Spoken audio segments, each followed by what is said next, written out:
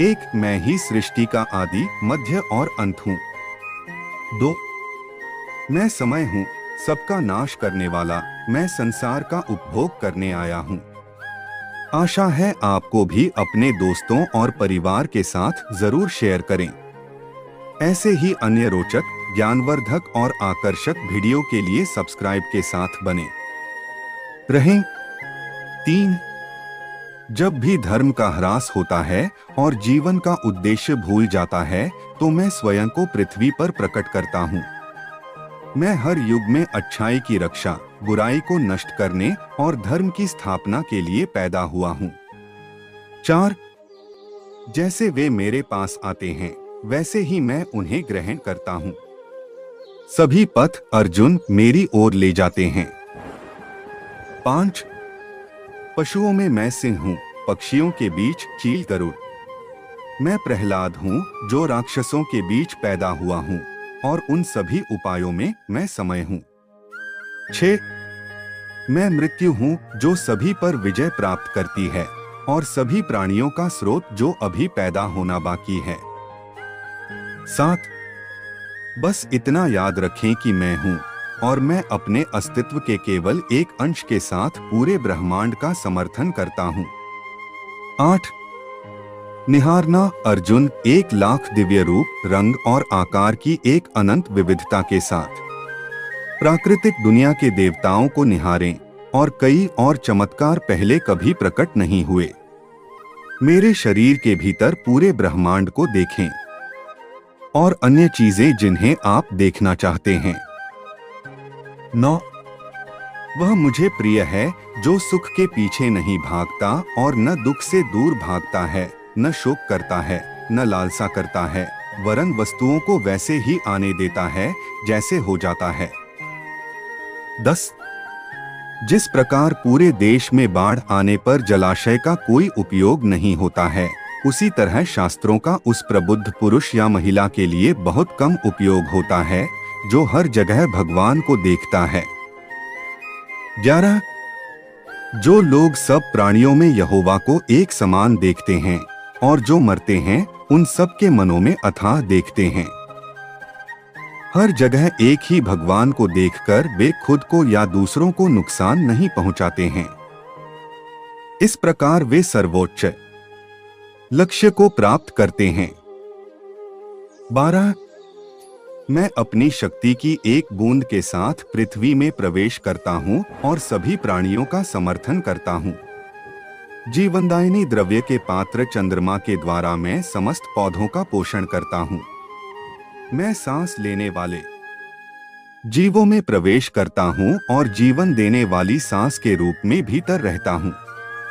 मैं पेट की अग्नि हूँ जो सब अन्न को पचाती है। 13, इस आत्मविनाशकारी नरक के 3 द्वार हैं, काम, क्रोध और लोभ। इन तीनों का त्याग करो।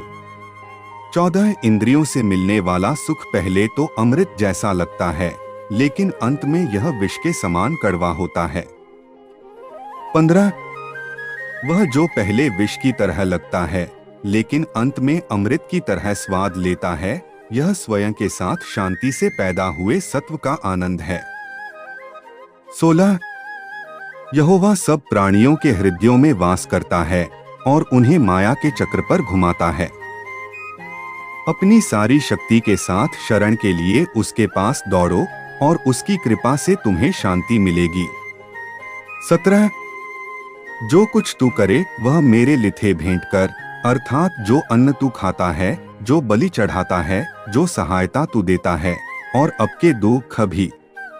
18, मैं गर्मी हूँ, मैं बारिश देता और रोकता हूँ। मैं अमरता हूँ और मैं मृत्यु हूँ, मैं क्या हूँ और क्या नहीं हूँ।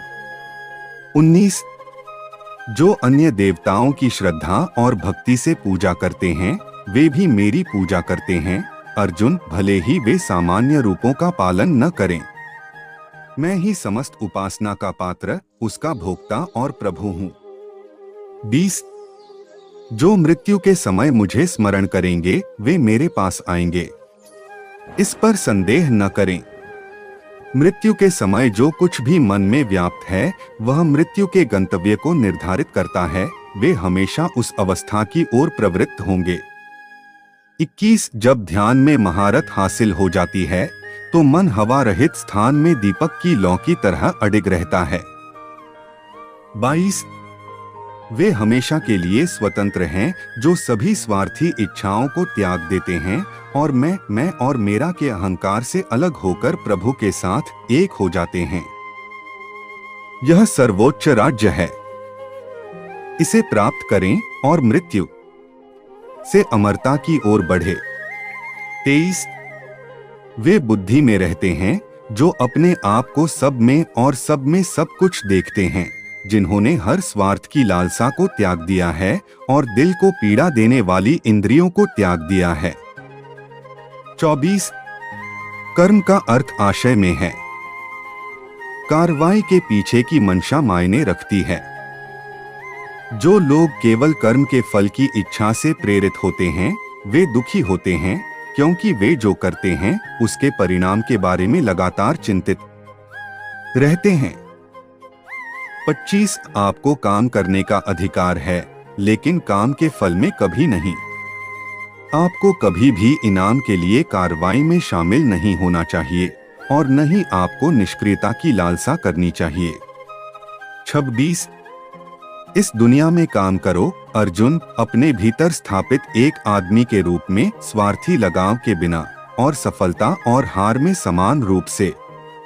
योग के लिए मन की संपूर्ण समता है। 27 समय की शुरुआत में मैंने शुद्ध हृदय के लिए 2 मार्ग घोषित किए, ज्ञान योग आध्यात्मिक ज्ञान का चिंतन पथ और कर्म योग निस्वार्थ सेवा का सक्रिय मार्ग। योग के मूलभूत विभिन्न प्रकार हैं। 28 अपना काम हमेशा दूसरों के कल्याण को ध्यान में रखकर करें। ऐसे ही कार्य से जनक ने सिद्धि प्राप्त की, अन्य लोगों ने भी इस मार्ग का अनुसरण किया है। 29 हे अर्जुन, तीनों लोकों में मेरे पाने के लिए कुछ भी नहीं है और नहीं कुछ ऐसा है जो मेरे पास नहीं है। मैं अभिनय करना जारी रखता हूँ, लेकिन मैं अपनी किसी जरूरत से प्रेरित नहीं हूँ। 30 अज्ञानी अपने लाभ के लिए काम करते हैं अर्जुन, दुनिया के कल्याण के लिए बुद्धिमान कार्य स्वयं के लिए विचार किए बिना।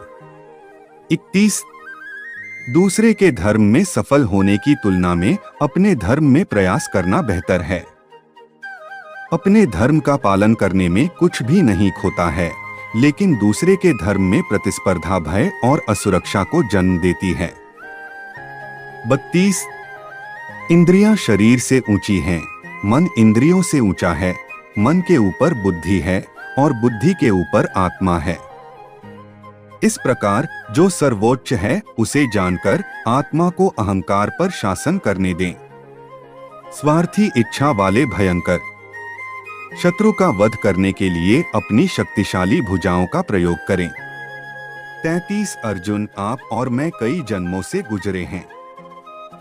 तुम भूल गए हो, लेकिन मुझे वे सब याद हैं। 34 मेरा सच्चा अस्तित्व अजन्मा और परिवर्तनहीन है। मैं हर प्राणी में वास करने वाला यहोवा हूँ।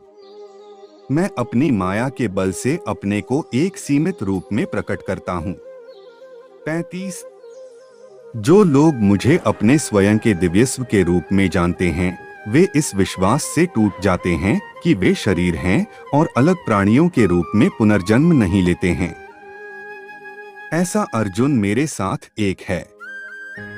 36 स्वार्थ भय और क्रोध से मुक्त होकर मुझसे भरकर मेरे सामने आत्मसमर्पण कर दिया, मेरे अस्तित्व की आग में शुद्ध हो गया। कई मुझ में एकता की स्थिति में पहुंच गए हैं। 37 कर्म मुझ पर इसलिए नहीं टिकते क्योंकि मैं उनके परिणामों से जुड़ा नहीं हूं। जो लोग इसे समझते हैं और इसका अभ्यास करते हैं वे स्वतंत्रता में रहते हैं। 38 बुद्धिमान यह देखते हैं कि अकर्म के बीच में कर्म होता है और कर्म के बीच में अकर्म होता है। उनकी चेतना एकीकृत है और प्रत्येक कार्य पूर्ण जागरूकता के साथ किया जाता है। 39 चढ़ाने की प्रक्रिया ब्रह्मा है, जो अर्पित किया जाता है वह ब्रह्मा है। ब्राह्मण ब्रह्मा की अग्नि में यज्ञ करता है। जो प्रत्येक कर्म में ब्रह्मा को देखता है उसे ब्रह्मा की प्राप्ति होती है। 40 हे अर्जुन, ज्ञान की भेंट किसी भी भौतिक भेंट से बेहतर है, क्योंकि सब कामों का लक्ष्य आत्मिक बुद्धि है। 41 उन लोगों से संपर्क करें जिन्होंने जीवन के उद्देश्य को महसूस किया है और उनसे श्रद्धा और भक्ति के साथ सवाल करें, वे तुम्हें इस ज्ञान में निर्देश देंगे। 42 हे अर्जुन, यदि आप पापियों में सबसे अधिक पापी होते तो भी आप आध्यात्मिक ज्ञान की बेड़ा से सभी पापों को पार कर सकते थे। 43 तुम खाली हाथ आए हो और खाली हाथ चले जाओगे। 44 जैसे आग की गर्मी लकड़ी को राख कर देती है, वैसे ही ज्ञान की आग सभी कर्मों को भस्म कर देती है। 45 जो ब्रह्मा के प्रति समर्पण करते हैं वे सभी स्वार्थी आसक्तियां पानी में साफ और सूखे कमल के पत्ते की तरह हैं।